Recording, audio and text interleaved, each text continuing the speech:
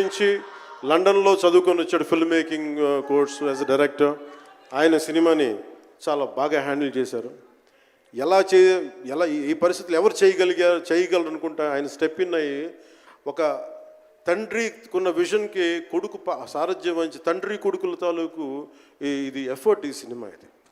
So మనస్ఫూర్తిగా జ్యోతికృష్ణ గారికి, రత్నం గారికి మరోమారు నా ధన్యవాదాలు చెప్తా ఉన్నాను. అలాగే ఈ సినిమాని ప్రారంభించినప్పుడు జ్ఞానశేఖర్ గారి కెమెరామెన్, ఆయనకి నా మనస్ఫూర్తిగా కృతజ్ఞతలు. అసలు ఈ సినిమాని ఇంత రికార్డ్ బ్రేకింగ్ స్థాయిలో మీ అందరికీ తెలుసు కదా, మీరు ఎంతసేపు ఓజీ ఓజీ ఓజీ అంటారు. నా సినిమానే ఓజీ బయట వాళ్ళ సినిమా కాదు కదా, మన సినిమానే కదా. కానీ హరిహర వీరమల్లుకి ప్రాణం పెట్టిన ఇంకొక వ్యక్తి ఉన్నారు, ఆయన మనోజ్ పరమహంస. అంటే నాకు టైము నేను రోజు చెప్పాను 2 గంటలు ఇస్తానని చెప్పాను. నేను అడ్మినిస్ట్రేటివ్ నా దగ్గర ఉంది, ఈశ్వర్ ఖండ్రే గారిలాగా నేను కూడా ఫారెస్ట్ మినిస్టర్, దాంతోపాటు పంచాయతీ రాజు ఉంది. వీటన్నిటి మధ్యలో నేను ఇవ్వగలిగేది 7 నుంచి 9 2 గంటలు ఇస్తాను, మీకు ఏం చేస్తుంటారో చేసుకోండి. వారానికి 5 రోజులు ఇచ్చేవాడు.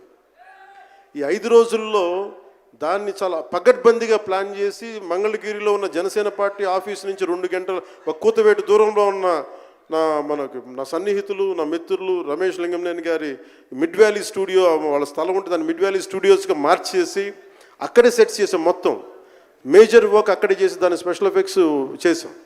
ఇలాంటివన్నీ సహకరించినందుకు, చేయగలిగిన సత్తా ఉన్న మనోజ్ పరమహంస గారికి మనస్ఫూర్తిగా నా ధన్యవాదాలు. అలాగే ఎగ్జిక్యూటివ్ ప్రొడ్యూసర్ దయాకర్ రావు గారికి,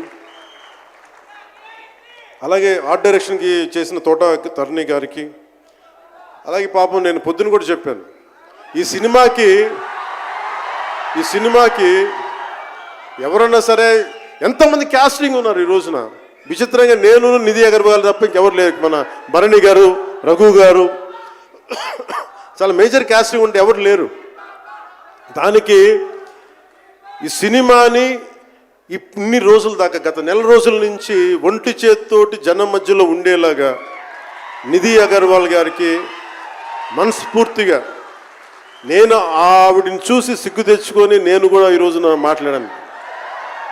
అంటే నువ్వు ఎంత ఉప ముఖ్యమంత్రి అయినా, అంటే ఢిల్లీకి రాజైనా తల్లి కొడుకేలాగా నువ్వు ఎంత ఉప ముఖ్యమంత్రి అయినా, నువ్వు ఈ సినిమాకి హీరోవి అని చెప్పుకొని నేను ఆవిడని చూసి సిగ్గు తెచ్చుకొని నేను ఈరోజు నేను కూడా మీడియా ఇంటరాక్షన్ చేశాను. రేపు కూడా చేయబోతున్నా, ఎల్లుండి కూడా చేయబోతున్నా.